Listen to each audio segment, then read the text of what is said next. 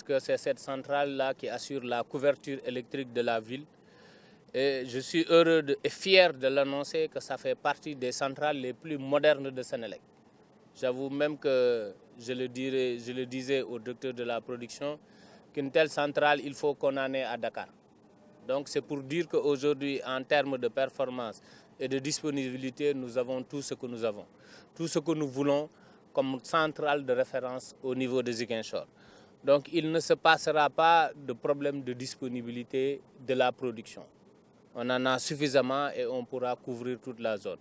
C'est le cas également pour l'intégralité du pays, parce qu'aujourd'hui, comme vous le savez, le défi de la production est gagné. Maintenant, il reste le défi majeur, et c'est là où le président nous a exhortés à faire davantage des efforts, c'est le réseau électrique. Parce que pendant longtemps, le vrai problème a été la production. On a focalisé nos efforts à un moment donné sur ça.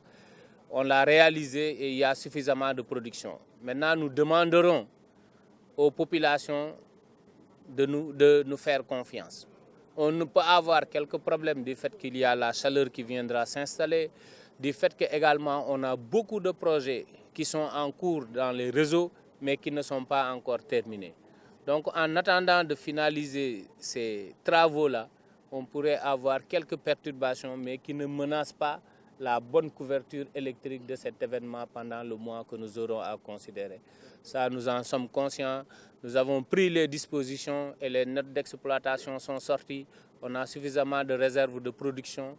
Et c'est là également où on lance un appel aux populations pour que les câbles soient les moins agressés possibles. Le vendredi, on a connu un incident qui a été majeur, tout simplement parce que quelqu'un est allé couper notre câble à Diamniadio. Et quand des événements arrivent comme ça, malheureusement, et comme je le dis, nous sommes obligés de réparer avant de remettre le courant.